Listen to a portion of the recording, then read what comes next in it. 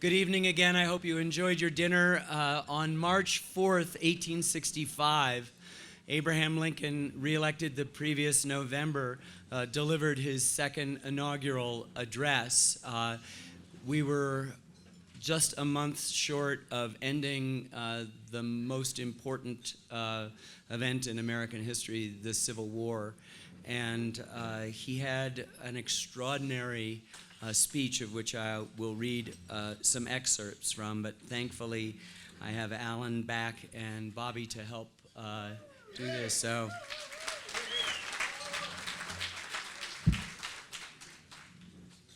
when you're ready, sir. Okay.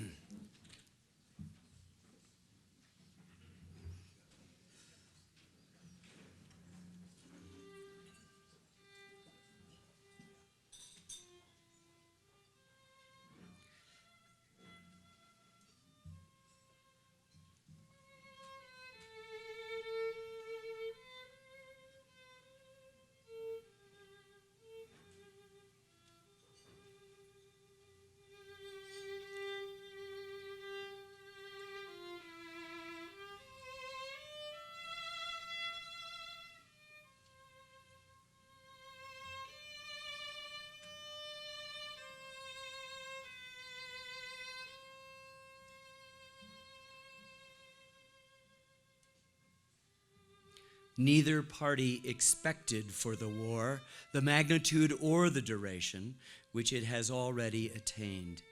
Neither anticipated that the cause of the conflict might cease with or even before the conflict itself should cease. Each looked for an easier triumph and a result less fundamental and astounding. Both read the same Bible and prayed to the same God, and each invokes his aid against the other. It may seem strange that any men should dare to ask a just God's assistance in the wringing their bread from the sweat of other men's faces. But let us judge not, that we be not judged. The prayers of both could not be answered. That of neither has been answered fully. The Almighty has his own purposes.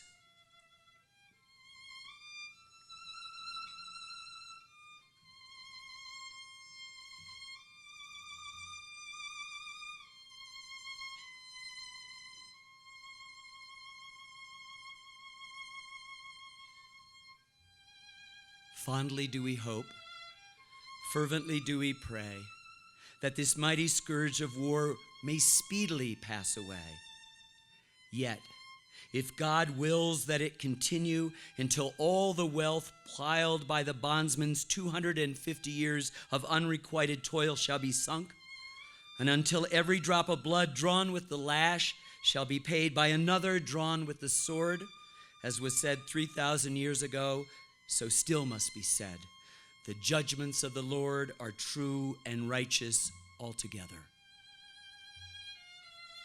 With malice toward none, with charity for all, with firmness in the right as God gives us to see the right, let us strive on to finish up the work we are in, to bind up the nation's wounds, to care for him who shall have borne the battle, and for his widow and his orphan, to do all which may achieve and cherish a just and lasting peace among ourselves and with all nations.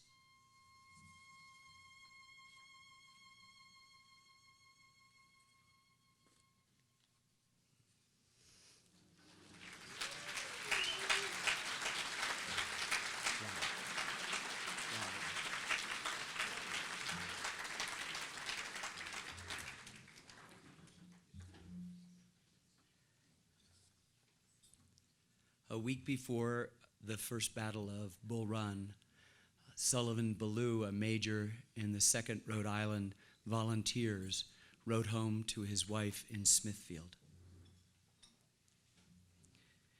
Dear Sarah, the indications are very strong that we shall move in a few days, perhaps tomorrow, and lest I should not be able to write you again, I feel impelled to write a few lines that may fall under your eye when I am no more.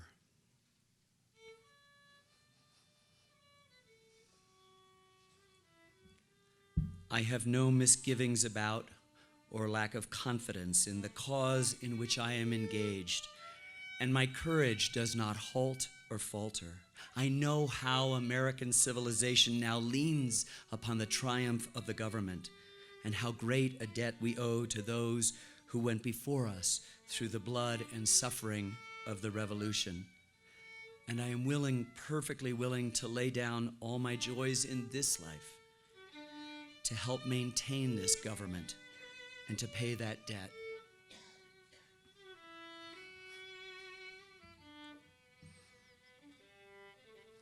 Sarah, my love for you is deathless. It seems to bind me with mighty cables that nothing but omnipotence can break. And yet my love of country comes over me like a strong wind and bears me irresistibly with all those chains to the battlefield.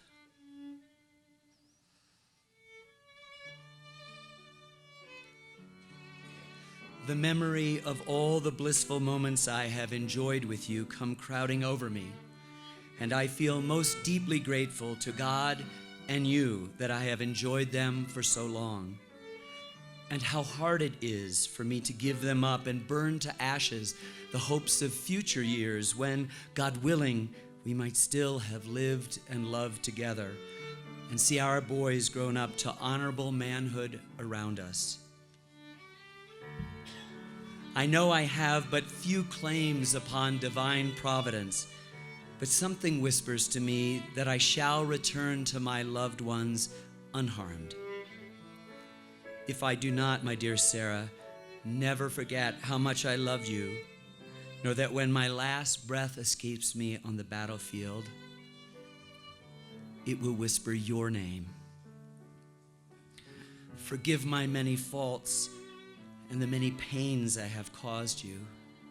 How thoughtless, how foolish I have sometimes been. How gladly would I wash out with my tears every little spot upon your happiness.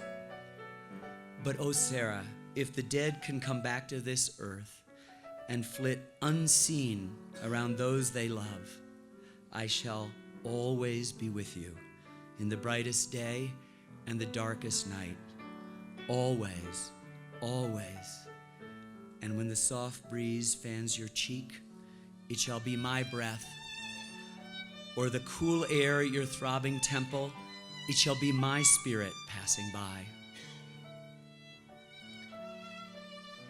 Sarah, do not mourn me dead.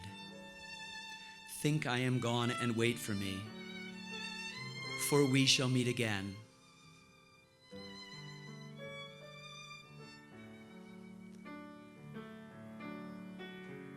Sullivan Ballou was killed a week later at the First Battle of Bull Run.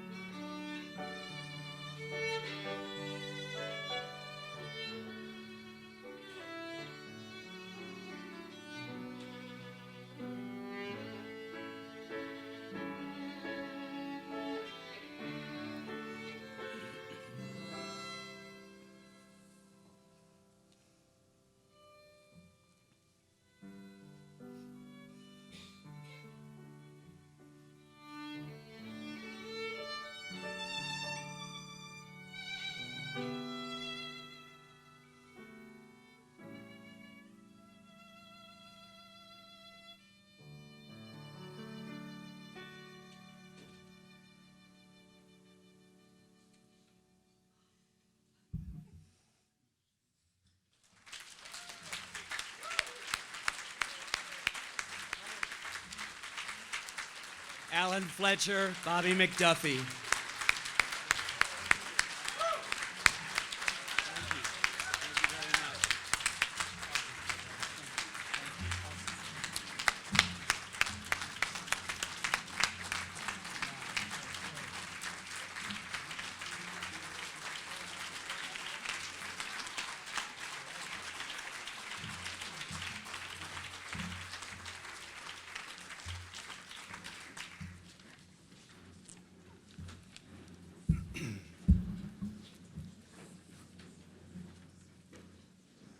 Before I start, I wanted to again thank Ken and Carol Edelman for their wonderful support of Ken Burns, bringing Ken Burns to Aspen as part of Ken and Carol's the Ideas, Arts and Ideas work of several years ago, where I met, and several other people in the room met, Ken Burns for the first time, and were totally wowed, as you all were, at the Greenwell Pavilion. Thank you, Ken. Thank you.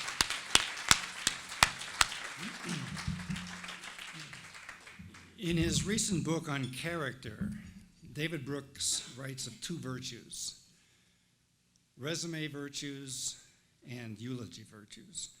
Resume virtues are obvious: accomplishments, awards, and the like. Eulogy virtues are deeper and revolve around a purposeful life, a moral center, and strong personal relationships, among other things. Ken Burns' resume virtues are well known by everybody in this room.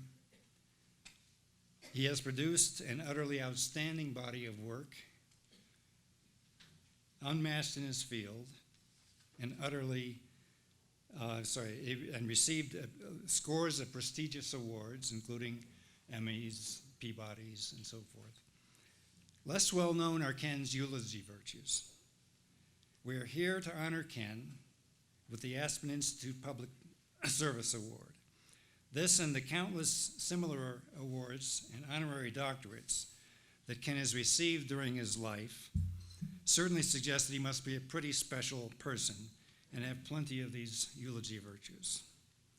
Ken Burns is a man with a super strong moral center, I think, as you've all probably garnered this evening. The millions of viewers of his work that are alive today and the millions of viewers that will see his work as yet unborn will not only get educated about episodes of American history, they, more importantly, will absorb questions about the deeper meanings of that history.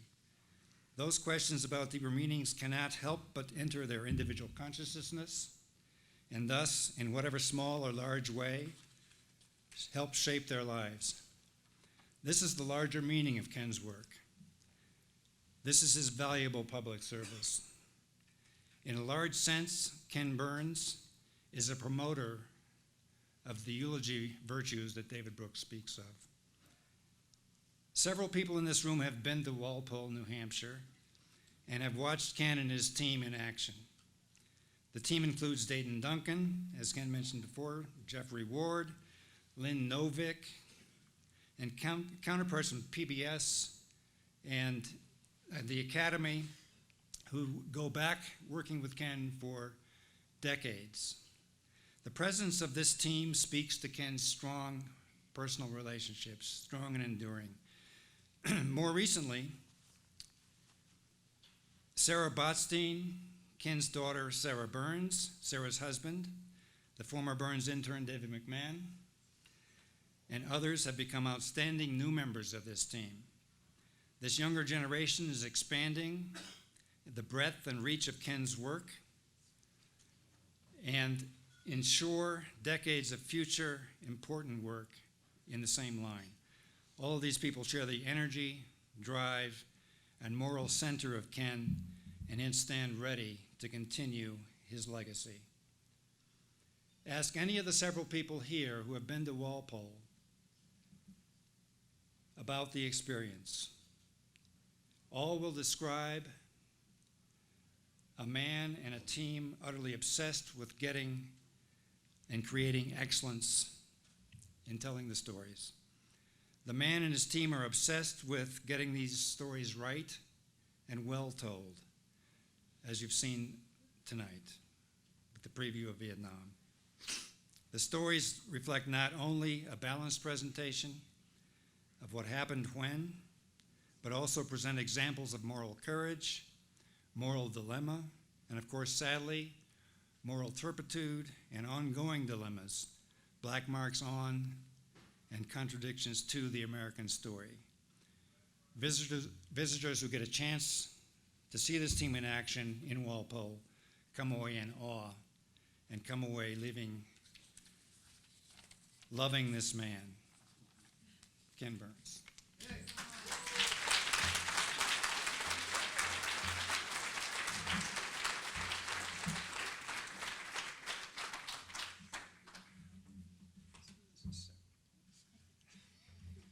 Thank you very much. Thank you.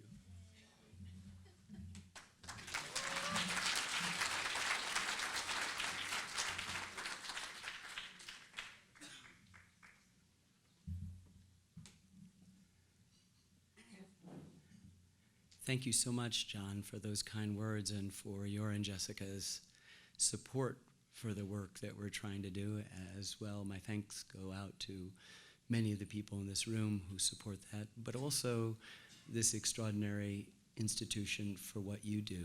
I recently, a couple of months ago, gave my second daughter away, and in the course of that, I was reminded of Carson McCullers' wonderful novel, The Member of the Wedding. I'm not sure any of you have read it, but it's a really wonderful story. The protagonist is a young tomboy named Frankie, and she is watching her older brother marry, and she is pining away at the thought that he will be able to achieve something that she does not yet have, but knows with every fiber of her being that she wishes to have. And that is, she describes as the we of me. And I think, as I think about this great institution of the many friends I have out in the audience, I think that all of us here are drawn somehow inexorably to this idea of the we of me. We yearn for community. We yearn for connection. We yearn, as we spoke about earlier, for that pursuit of happiness that is not about material things in a sort of Casbah of objects, but somehow lifelong learning where we are feeding the very best in us. What Abraham Lincoln said in his first inaugural was the better angels of our nature. That's why we're here. We yearn for community. We replicate it in many ways in our businesses, in our families, in our social circles, but we are hungry for something else. And I think what happens at the Aspen Institute, and Walter, you are so kind and gracious today to be my amanuensis and make this beautiful day happen. I'm very, very happy. I describe the work that I do as a kind of emotional archaeology. I am interested in listening to the stories, the complicated stories of American past, and I am interested and unafraid of the controversy and tragedies that John suggested often rise up from that stories. But I am equally drawn to those stories and moments that suggest an abiding faith in the human spirit, and particularly the unique role this remarkable, but also sometimes dysfunctional republic plays in the positive progress of mankind. I have taxed your attention. I have spoken too much. I have on my refrigerator at my home in this now mythical and brigadoon-like Walpole, you are all invited to come to, an old and faded editorial cartoon that shows two men standing in hell, the flames licking up around them, and one guy says to the other, apparently my over 200 screen credits didn't mean a damn thing. They do not, but an evening like this is priceless. Thank you.